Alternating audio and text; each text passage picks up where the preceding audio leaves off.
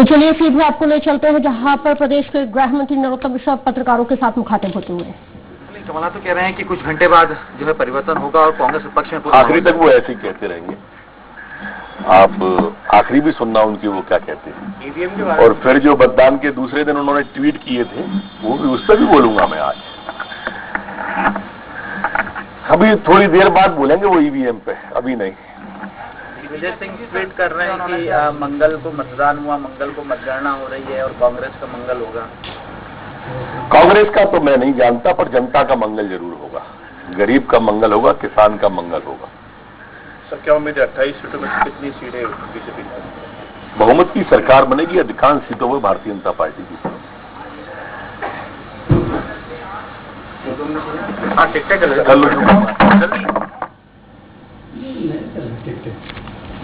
तो प्रदेश के गृह मंत्री मीडिया से मुखातिब होते हुए सवाल किया गया कि कांग्रेस कह रही है कि मंगल के दिन मंगल होता है, तो उन्होंने कहा जनता का मंगल होगा। मध्य प्रदेश में 28 सीटों पर उपचुनाव की मतगणना लगातार जारी है और उत्तर प्रदेश की 7 और छत्तीसगढ़ की 1 सीट पर मरवाही में उपचुनाव की मतगणना लगातार जारी है। मध्य प्रदेश में बीजेपी 19 सीटों पर आगे चल रही है, तो 8 सीटों पर कांग्रेस और 1 सीट पर बसपा ने बढ़त ले रखी है, जबकि 1 पर बसपा आगे चल रही है। इधर मरवाही में कांग्रेस प्रत्याशी के ध्रुव आगे चल रहे हैं। उधर उत्तर प्रदेश की 7 में से 5 सीटों पर बीजेपी और 2 पर सपा आगे चल रही है। तो वहीं बिहार विधानसभा चुनाव की बात की जाए तो यहां तकरीबन सभी 243 सीटों के रुझान सामने आ गए हैं और इसमें महागठबंधन को बहुमत है। तेजस्वी की बात की जाए तो वो 125 सीटों पर इस वक्त आगे चल रहे हैं, जबकि एनडीए 107 सीटों पर आगे चल रही है। वहीं एलजेपी को 3 सीटों पर इस वक्त बढ़त है। अशोकनगर से संवाददाता राजेश दुबे हमारे साथ लाइव जुड़ गए हैं। राजेश, सबसे पहले तो बताइए कि अभी वहां पे क्या स्थिति देखने को मिल रही है? ये बता दें कि अभी प्रथम चक्र की गणना पूरी हो रही है। तो प्रथम चक्र की गणना की अगर हम बात करें तो अशोकनगर में भारतीय जनता पार्टी के प्रत्याशी जसपाल सिंह जज्जी 861 वोटों से आगे चल रहे हैं। 861 वोट जी।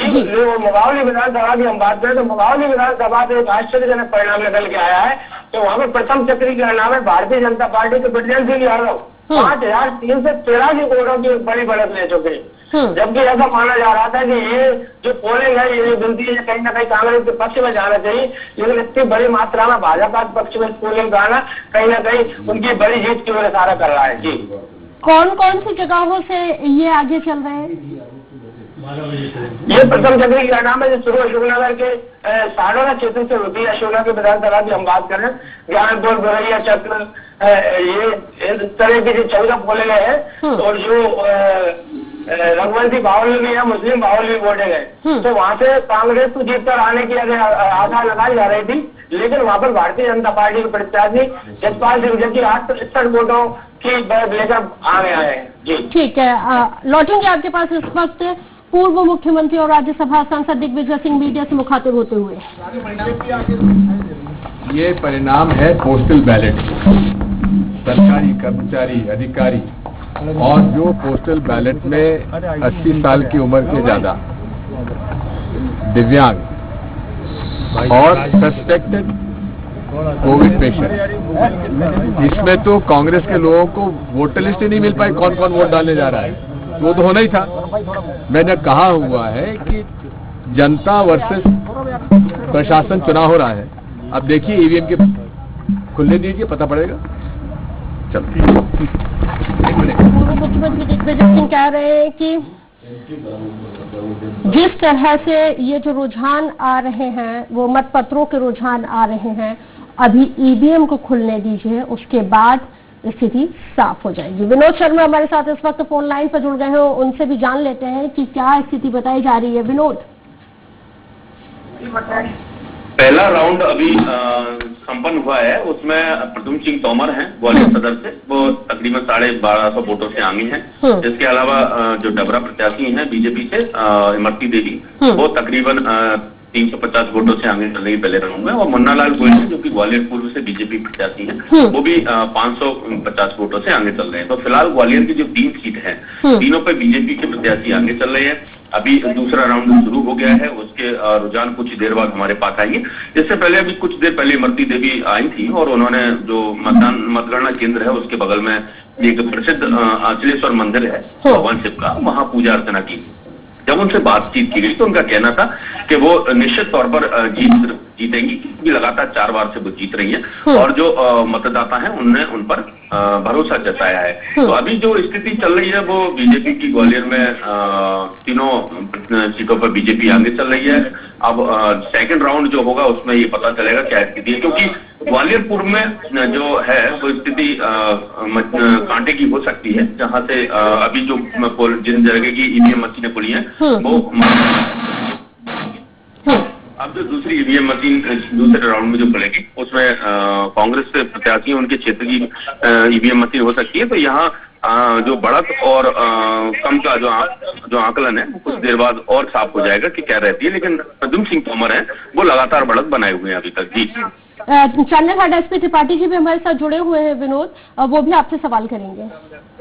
विनोद, कल जो आकलन किया था आपने और अमन ने कि मुरैना की 5 में से 3 में कांग्रेस, 1 में बीजेपी, 1 में बीएसपी, वो आकलन लगभग सही हो रहा। ग्वालियर में भी आकलन ये किया था कि मुन्नालाल गोयल और इमरती देवी जी की स्थिति बहुत अच्छी नहीं है। ये पहला राउंड है, ये किस क्षेत्र का राउंड है? ये क्या भाजपा के प्रभाव वाला राउंड है या कांग्रेस के प्रभाव वाला राउंड है या न्यूट्रल है? देखिए, अभी जो दोनों सीटों की अगर हम बात करते हैं, चाहे वो डबरा की हो या फिर ग्वालियर पूर्व की, ये दोनों सीटों की जो अभी ईवीएम मशीनें खुली हैं पहले राउंड में, ये भाजपा के प्रभाव वाले इलाके हैं जहां की ये ईवीएम मशीन खुली है। अब दूसरा राउंड है जहां पर कांग्रेस के प्रभाव वाले इलाके की भी ईवीएम मशीन है, उनको भी खोला जा रहा है। तो ये आगे पीछे का जो माहौल है वो बनता रहेगा और जो स्थिति स्पष्ट होगी वो तकरीबन 11 से 12 के बीच में हो पाएगी कि कौन कितनी बढ़त बनाए। लेकिन ग्वालियर सदर की जो हमने कहा था कि प्रद्युम्न सिंह तोमर वहां पर काफी मजबूत स्थिति में है, जो हमको अभी भी दिखाई दे रहा है। वो लगातार 1200-1300 वोटों से अभी भी आगे बने हुए हैं अपने निकटतम जो प्रत्याशी हैं कांग्रेस के सुनील शर्मा उससे। तो ग्वालियर सदर की सीट पर तो कह सकते हैं कि बीजेपी अच्छी स्थिति बना सकती है, लेकिन ग्वालियर पूर्व जहां से मुन्नालाल गोयल और सतीश सिकरवार है और ग्वालियर की जो डबरा विधानसभा सीट है वहां से इमरती देवी और सुरेश राजे हैं। तो इमरती देवी की जो बढ़त है वो बहुत ज्यादा अभी नहीं कह सकते उसको, क्योंकि 300 या 400 बढ़त कोई बहुत ज्यादा नहीं होती है। अगर दूसरी ईवीएम मशीनें जब खुलेंगी और कांग्रेस के प्रभाव वाली क्षेत्र में खुलेंगी तो ये बढ़त कम भी हो सकती है या फिर और भी बढ़ सकती है। तो अभी इसमें कुछ कहना बहुत जल्दबाजी हो जाएगा। लेकिन जो कल हमने रात में डिस्कस किया था और जो आकलन किया था वो कहीं ना कहीं जरूर सही होता दिख रहा है, क्योंकि इतनी बढ़त नहीं मानी जा सकती ज्यादा। अभी और भी मशीनें खुली है, उसके बाद ये स्थिति साफ हो पाएगी। जी बहुत शुक्रिया विनोद, तमाम जानकारी के लिए हमारे साथ जुड़ने के लिए। तो सत्ता का संग्राम किसके नाम रहेगा, इस पर विस्तार से बात करते हैं, जिसके लिए हमारे साथ स्टूडियो में बेहद ही खास पैनल जुड़ा हुआ है। भारतीय जनता पार्टी से प्रवक्ता हैं प्रवीण नापित जी। नापित जी, बहुत स्वागत है आपका। कांग्रेस प्रवक्ता अवनीश सिंह हमारे साथ जुड़ गए। अवनीश जी, बहुत स्वागत है। और वरिष्ठ पत्रकार अवधेश भार्गव जी हमारे साथ लगातार जुड़े हुए हैं और साथ ही channel head SP Tripathi ji हमारे साथ लगातार जुड़े हुए हैं। नापित जी, जिस तरह से बिहार में मामला पलटता दिख रहा है, अब निश्चित से 120 पहुंच गए हैं और तेजस्वी कम हो गए हैं। आप देखिए उसमें बिहार में मामला अब उलटता दिख रहा है, 120, 113 और 8। हालांकि कुंजी पासवान जी के पास अभी भी है, चिराग पासवान के पास है 113, 8, 100 ज्यादा बढ़ से 21 हो जाते हैं।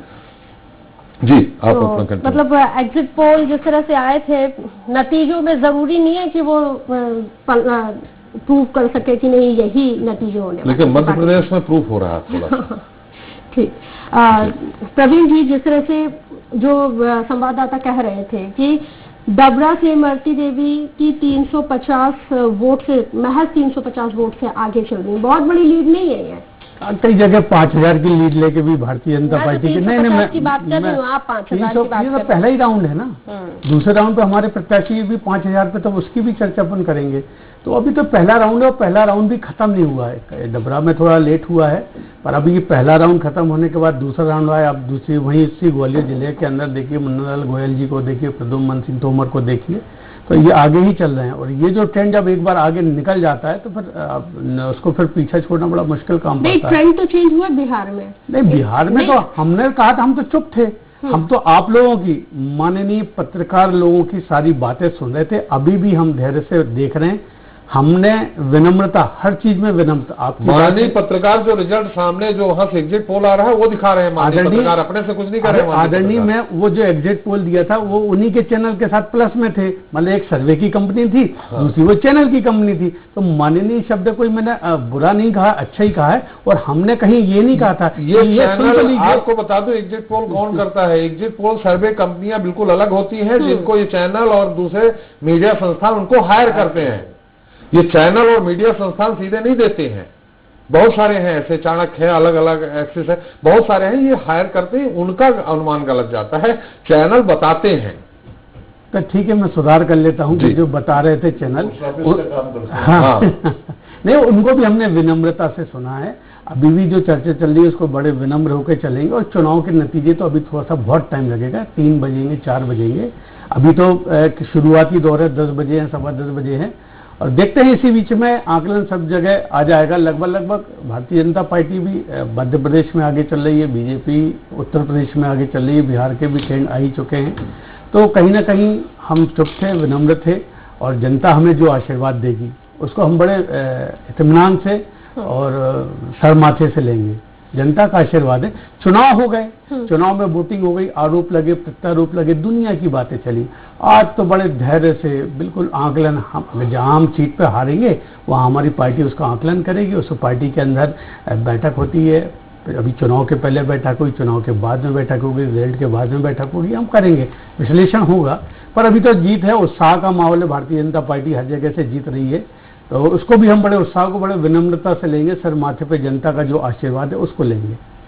ठीक है, अब अवनीश जी आपके पास आऊंगे। उससे पहले इस वक्त की बड़ी खबर बता देती हूँ अपने दर्शकों को। मेरे मध्य प्रदेश की 28 सीटों पर और चुनाव की मतगणना लगातार जारी है। बड़ी खबर आपको बता रहे, आगे में बीजेपी प्रत्याशी मनोज ऊंटवाल आगे निकल गए हैं। महंगांव में कांग्रेस के हेमंत कटारे आगे चल रहे हैं। इस वक्त की बड़ी खबर, बदनावर में कांग्रेस प्रत्याशी कमल पटेल आगे, तो दत्ती गांव में पीछे चल रही है कांग्रेस। मानधाता में बीजेपी आगे चल रही है। बड़ी खबर आपको इस वक्त बता रहे हैं।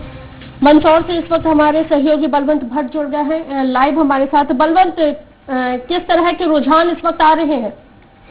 बिल्कुल, मंदसौर की अगर 15 दिन की हम बात करें तो 6 राउंड यहाँ पे पूरे हो चुके हैं, और 6 राउंड में भाजपा के जो हरदीप सिंह हैं तो लगभग 6000 मतों से अब आगे हैं।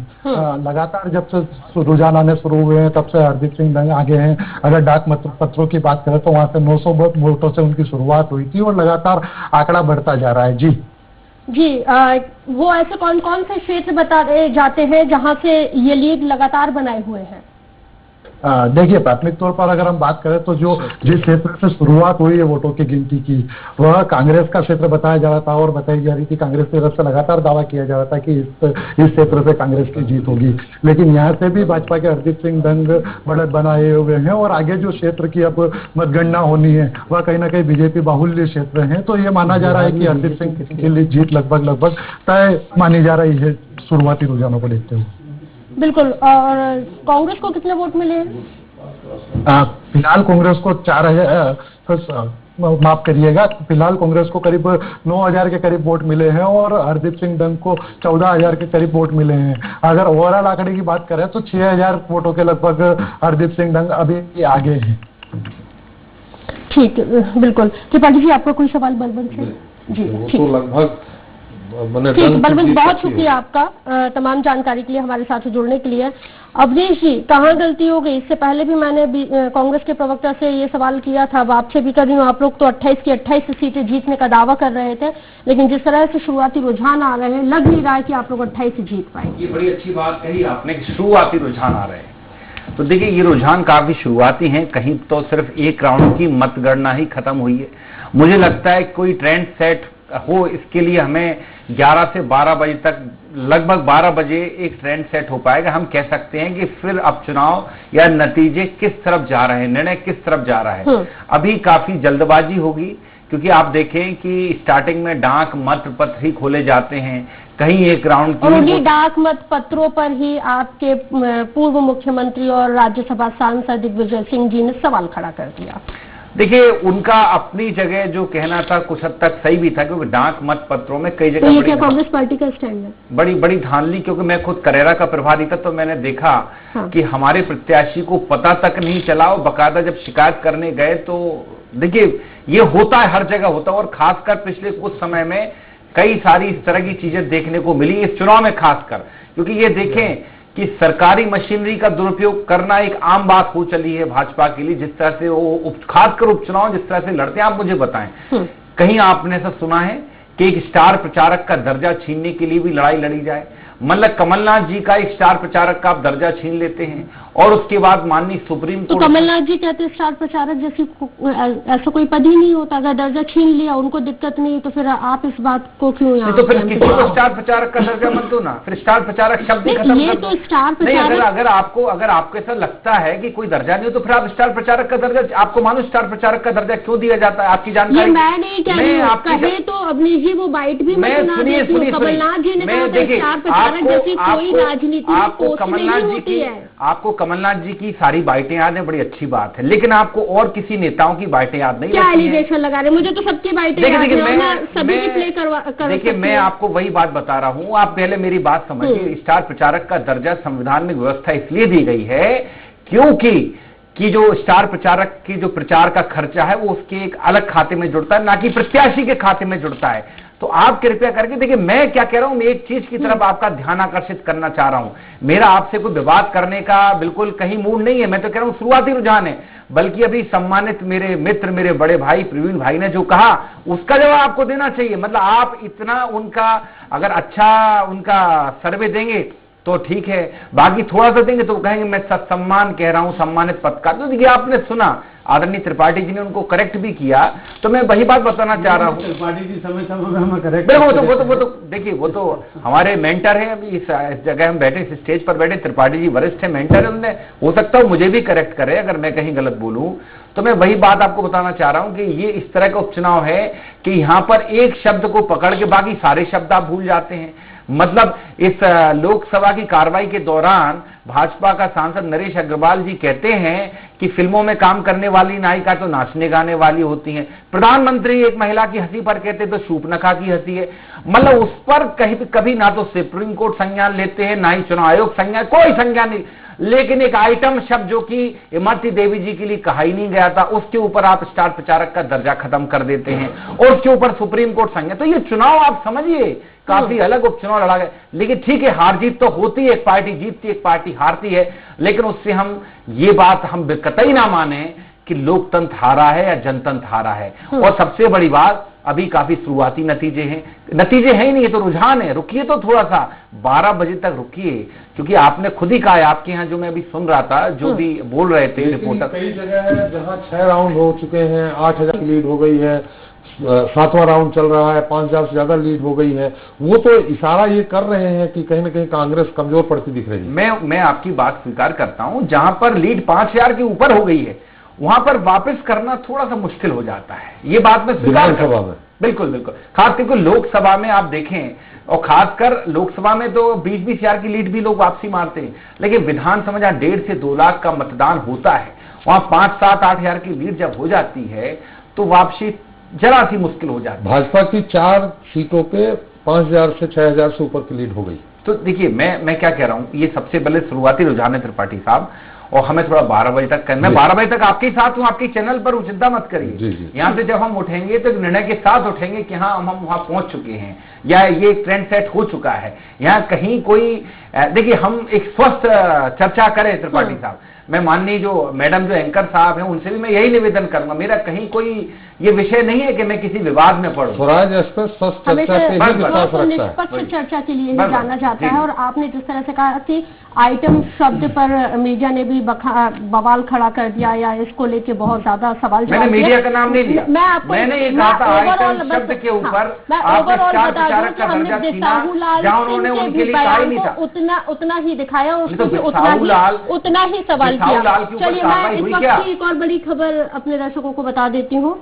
बिहार से जुड़ी हुई ये बड़ी खबर है, हम अपने दर्शकों को बता रहे हैं। बिहार में चुनाव के सभी सीटों के रुझान आ गए हैं। बड़ी खबर, अब तक के रुझानों में एनडीए को बढ़त यहाँ पे दिख रही है। 243 सीटों में से 125 पर एनडीए आगे चल रही है।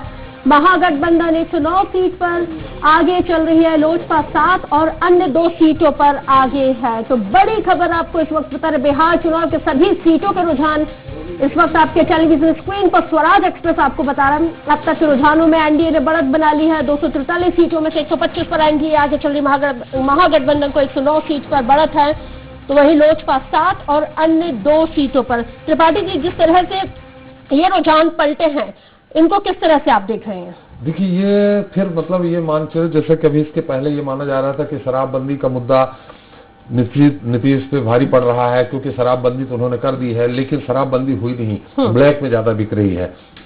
अब शराबबंदी के बाद या स्थायित्व के मुद्दा हो, शराबबंदी का मुद्दा हो या विकास का मुद्दा हो, ये लगता है कि तेजस्वी यादव एक बार फिर लालू यादव का जो 10 साल 15 साल रहा है, लालू यादव की समय जो कानून व्यवस्था सरबरा गई थी पूरी तरह से, उसको याद कर लिया है।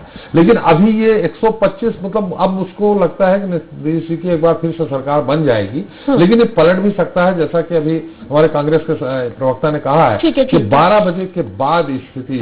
आपको रोकना चाहूंगी, इस वक्त हमारे सहयोगी प्रदेश के गृह मंत्री नरोत्तम मिश्रा से खास बातचीत करते हैं। शुरुआती दौर पे काफी संतोषजनक है।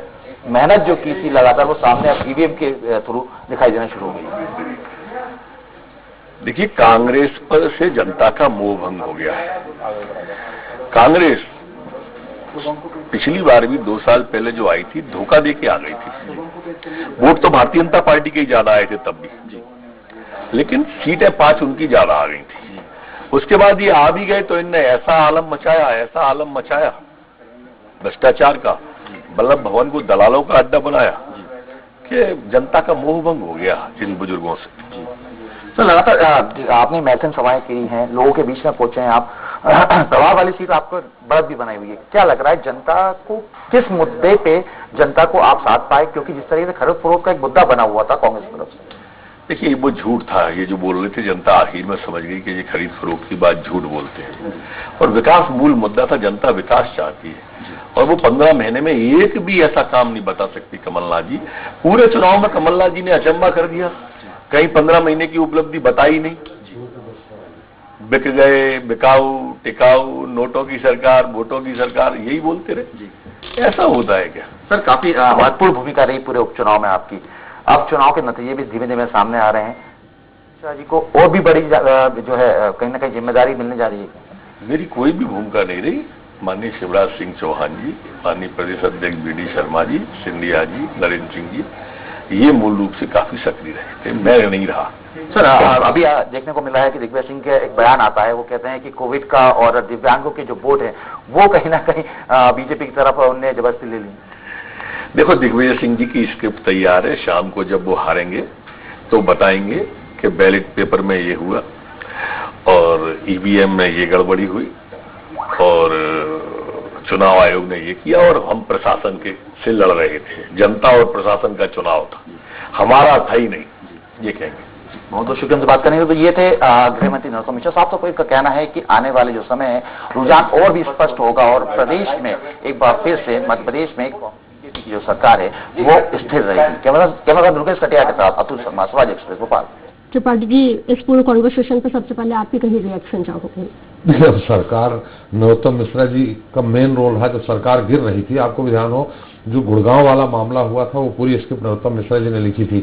और सरकार कैसे गिरेगी, जो भी असंतुष्ट विधायक कांग्रेस के येदल सिंह वगैरह, उनसे बहुत पहले जब कांग्रेस की यहाँ सरकार थी तब से मिलते आ रहे थे। और उनके पास कुछ विधायक, अब वो नाम नहीं लेना चाहेंगे, जब हमने बेडरूम में भी देखा उनके यहाँ पहुंचे थे, जो निर्दलीय और दूसरे दलों के थे वो भी पहुंच रहे थे। माने वो कमलनाथ सरकार से खुश नहीं थे, ये इंतजार कर रहे थे कि अगर कुछ आप ऐसा कुछ करो तो हम आपके साथ आने को तैयार हैं। तो नरोत्तम मिश्रा इस समय, जैसा कि हद तक कहीं ऐसा ना हो दल बदल का मुद्दा, बिकाऊ टिकाऊ का मुद्दा भारी पड़ जाए तो एक तरफ से सिंह हो जाए, चमत्कार हो जाए, अब वो दिख नहीं रहा और चमत्कार अब होना नहीं है। 4 से 5 सीटों में 5000-7000 की लीड हो चुकी है। इन स्थितियों में बीजेपी की सरकार यहाँ पूरी तरह से पक्का है कि वही रहेगी, स्थायित्व रहेगा। तो अब वो उनका बयान तो इसी पे आएगा कि बिकाऊ टिकाऊ ये सब खत्म हो गया, सीधे उन्होंने बता भी दिया है कि पूर्व मुख्यमंत्री दिग्विजय सिंह जी की भी स्क्रिप्ट भी तैयार है कि मतलब अभी थोड़ी देर पहले जो बाइट दिग्विजय जी दे रहे थे उसी से रियलवेंट करते हुए जोड़ती हुई उन्होंने भी मतलब बता दिया कि सेम यही स्क्रिप्ट रहने वाली है। बाइट जो वो दे रहे थे, ये हमसे सवाल किया आपने, बाइट जो दे रहे थे वो तो गलत दे रहे थे। उन्होंने कहा कि अभी मतों की गिनती, जो डाक पत्र है उनकी गिनती चालू है। यहाँ 5 राउंड 6 राउंड ईवीएम के हो गए, डाक मतपत्र कहाँ से?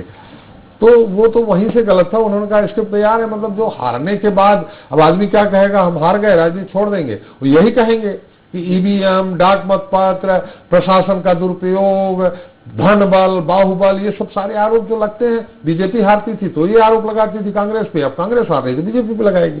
चलिए, इस वक्त हमारे साथ छत्तीसगढ़ मरवाही सीट, ये वो सीट है जहां पे उपचुनाव हुआ है और आज नतीजे आ रहे हैं। वहां से हमारे सहयोगी विप्लव गुप्ता भी हमारे साथ लाइव जुड़ गए हैं, जिनसे जान लेते हैं कि क्या मरवाही का रुझान है। विप्लव। सबसे बड़ी बात है कि अभी 3 राउंड की काउंटिंग जो है पूरी हो चुकी है और कांग्रेस के जो प्रत्याशी हैं डॉक्टर के वो भाजपा से 6500 मतों से लगभग आगे चल रहे हैं, जिसमें बीजेपी दूसरे नंबर पे और अन्य जो प्रतिद्वंदी है वो 6442 वोटों से तीसरे राउंड की गिनती के बाद अभी फिलहाल आगे इसमें जश्न का माहौल है, जहाँ वहाँ बीजेपी के अभी कार्यकर्ताओं और मायूसी छाई हुई है। जी बिल्कुल, और साथ ही क्योंकि जेसीसी जे ने बीजेपी को समर्थन दिया था, क्या कुछ रिएक्शंस वहां से अब निकल के सामने आ रहे हैं? अभी तक तो जेसीसी का समर्थन देने का, जो भी परिवार को समर्थन देने का भाजपा को कोई खास फायदा मिलता हुआ नहीं दिख रहा है। कांग्रेस लगभग पूरी तरीके से सभी रंगों से जहाँ पे अभी मतगणना हुई है वहाँ पूरी तरीके से आगे चल रही है और कोई भी खास फायदा जो है भगवान नहीं दिखाई दे रहा है जो भी परिवार के समर्थन का। जी, और किन ये जो अभी मतगणना हो रही है, कितने राउंड की मतगणना हो चुकी है और साथ ही किन 3 राउंड की मतगणना में किन किन जगहों से कांग्रेस आगे चल रही है? मरवाही उत्तर इलाकों की जो है गणना अभी शुरू हुई है। 4 भागों में जो बांटा जाता है मरवाही विधानसभा को, पेंड्रा, गौरेला, मरवाही उत्तर और मरवाही दक्षिण। तो मरवाही उत्तर इलाकों की मतगणना जो है अभी उन इलाकों की चालू हुई है, जिसमें पूरी तरीके से कांग्रेस जो है आगे चल रही है। और मरवाही उत्तर में चंगेरी, परासी, कटरा, उसाड़, इन गाँवों में अभी ईवीएम की मशीनों की गणना चल रही है। जी, किस तरह की हलचल और देखने को मिल रही है विप्लव? हलचल तो यहाँ पे अभी देखिए दोनों ही पार्टियों के जो प्रत्याशी और कार्यकर्ता अपने अपने दावों को पुख्ता कर रहे हैं कि अंतिम में जीत उनकी ही होगी। लेकिन अभी देखने वाली बात यह होगी, उत्तर मरवाही की एक अजीत जोगी का भी माना जाता था, जिसमें अमित जोगी और अजीत जोगी दोनों ही भारी मतों से अपने अपने विधानसभा चुनाव के दौरान विजयी प्राप्त करते थे। लेकिन उस एरिया, उस क्षेत्र में भी जो कांग्रेस की जो बढ़त है वो दिखाई दे रही है और बीजेपी को जो भी परिवार मिलने वाला समर्थन जो है अभी नहीं समझ में आया है। खैर बताना चाहूंगा कि 21 राउंडों में मतगणना हुई है, अभी तक 3 राउंड भी संपन्न हुए हैं, तो ऐसा कुछ कहा नहीं जा सकता। लेकिन शुरुआती रुझानों में कांग्रेस जो है वो बीजेपी को पीछे छोड़ चुकी है और आगे बढ़ रही है। चलिए, नजर बनाए रखिएगा, अपडेट आपसे आगे भी लेंगे। बहरहाल शुक्रिया जानकारी के लिए। अवनीश जी, आप लोग के लिए तो मतलब ये तो क्लियर कट था कि मरवाही की ये सीट कांग्रेस के ही खाते में जाएगी। अच्छी खबर है, कहीं से तो अच्छी खबर है। देखिए ठीक है, एक उपचुनाव था, अच्छी या बुरी खबर वाली बात नहीं। देखिए ये एक लोकतंत्र की व्यवस्था है कि जहां उपचुनाव होते हैं। बाकी देखा जाए तो मरवाही में जो उपचुनाव हुए इसको हम कह सकते हैं कि वास्तविकता में ये उपचुनाव है, क्योंकि यहाँ पर उपचुनाव होने का जो संविधान में प्रावधान वो वही है कि जब कोई प्रत्याशी परलोक से धार जाता है उसकी मौत हो जाती है। मध्य प्रदेश में भी 3 लोगों की मौत हुई है। बाकी मैं कहूंगा 25 सीटों पर जिन नेताओं के कारण उपचुनाव हो रहे हैं वहां प्रत्याशी नहीं मरा, उन नेताओं का जमीर मरा है, जिसके कारण से इस कोरोना संक्रमण काल में जनता पर ये चुनाव थोपे गए हैं। अगर मैं बात करूं, कोरोना की बात करूं, आपको नहीं लगता कि इस कोरोना जैसी भयावह बीमारी के दौरान जहां प्रधानमंत्री हो, चाहे मुख्यमंत्री हो, राष्ट्रपति हो, सभी जनता के नाम एक बड़ा अच्छा संदेश देते हैं कि घर में रहिए, सुरक्षित रहिए। लोग बड़ा अपना डीपी बनाते हैं कि मैंने ठाना है बस घर में ही रहना है कोरोना के दौरान। और उसी कोरोना के दौरान पिछले 6 महीने से लगातार इस प्रदेश में प्रचार प्रसार चल रहा है। हम स्वीकार करते हैं उस प्रचार प्रसार का हिस्सा हम भी रहे, चूंकि मजबूरी है। लेकिन कभी आपने सोचा है कि ये चुनाव क्यों रचा गया? ये चुनाव हुआ नहीं है, ये जनता के सर पर ये चुनाव थोपा गया है। आप कुछ भी बहाना करें, आप मुझे बताएं, ठीक है साहब, सरकार गिरा दी थी, उसके बाद भी विधायक तोड़ना, उसके बाद चाहे वो कास्तेकर हो या राहुल सिंह लोधी, उसके बाद भी आप मुझे बता, राहुल सिंह लोधी तो सबको याद है, उन पर बीच में आरोप लगे तो उन्होंने कहा था नहीं, मुझे अपने बच्चों को, अपनी पीढ़ियों को मुंह दिखाना है। और अब तो कमलनाथ जी मुख्यमंत्री भी नहीं रहे, उसके 4 महीने बाद अगर आज वो पार्टी छोड़ तो क्या क्या के छोड़ेंगे? ऐसा कौन सा काम था जो कमलनाथ जी उनका नहीं कर पाए? तो सबसे बड़ी बात हमको ये देखना होगी, देखिए कि जहां मध्य प्रदेश में 2.25 लाख कोरोना संक्रमित हो चुके हैं, अभी भी रफ्तार जारी है, जहां 3000 से ज्यादा लोग अपने प्राण गंवा चुके हैं, अभी भी जारी है। उसके बाद इस कोरोना संक्रमण काल में देखिए, आपने चूंकि मुझसे मरवाही का पूछा तो मैं दोनों में अंतर, मरवाही में वास्तव में इसलिए उपचुनाव हो रहा है कि वहां जेन्युइन उपचुनाव है। एक वरिष्ठ नेता आदरणीय अजीत जोगी जी परलोक सुधार गए, यहाँ ठीक है 3 लोग परलोक सुधार, ये चुनाव जेन्युइन है, लेकिन 25 सीटों पर क्या चुनाव? देखिए हार जीत जो भी हो, हम मान रहे हैं ये शुरुआती रुझान है, शुरुआती ट्रेंड है, हमें 12 साढ़े 12 बजे तक का इंतजार करना पड़ेगा। जिस तरह की भी, चाहे वो बैलेट पेपर की अभी गिनती हो या 2 हो गए हो या 3 राउंड होगा, वो एक अलग विषय। हाँ, लेकिन एक बात तो मैं आदरणीय त्रिपाठी जी की बात को स्वीकार करता हूं कि जहां पर लीड का आंकड़ा 5 और 6 हजार हो गया है, वहां से थोड़ी वापसी करना मुश्किल है। वो एक, क्योंकि विधानसभा चुनाव, लोकसभा चुनाव में ये फर्क होता है। लेकिन चूंकि आपने मुझसे मरवाही के बारे में कहा कि अच्छी खबर है, तो मैंने आपको वो विश्लेषण किया कि मरवाही का चुनाव थोपा नहीं गया है, मरवाही का चुनाव प्रकृति की देन है। एक वरिष्ठ नेता की वहां मौत हुई है, मध्य प्रदेश में ऐसा नहीं है। आप इसको मध्य प्रदेश से 3 सीटों को छोड़कर तुलना मत करिए। तुलना नहीं कर रही हूँ, मैं सिर्फ ये कह रही हूँ कि आपके लिए ये अच्छी खबर है। मैं भी आपको वही बता रहा हूं। 3 जो विधायक हैं, जो मतलब जिनका निधन हुआ है, वहां भी चुनाव, और उसके अलावा जिन 25 सीटों का जिक्र आप कर रहे हैं, तो ये जो रुझान आ रहे हैं, जनता भी समझ रही है कि किसका पलड़ा ज्यादा भारी है। रुक रहे हैं एक ब्रेक के लिए।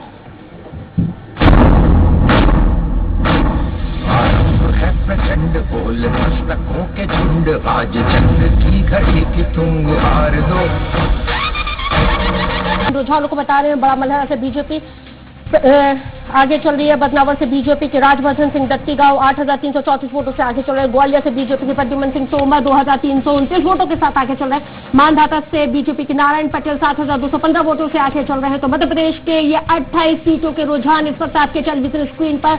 सबसे पहले स्वराज एक्सप्रेस आपको लगातार बताता आ रहा है, तो बड़ी खबर के साथ एक बार फिर से स्वराज एक्सप्रेस आपके सामने आया है। तो बड़ी खबर आपको इस वक्त बता रहे हैं, डबरा सीट पर बीजेपी प्रत्याशी इमरती देवी आगे चल रही है। इमरती देवी अचलेश्वर महादेव मंदिर पहुंची है, जहां पर उन्होंने भगवान को पूरी तौर से मनाने की कोशिश की है, पूजा पाठ भी की है। इमरती देवी ने कहा है कि हर बार वो पूजा पाठ के लिए यहीं आती हैं, इस बार भी वो यहीं आई हैं। उन्हें पक्का यकीन है कि भोलेनाथ का आशीर्वाद उन्हें मिलेगा।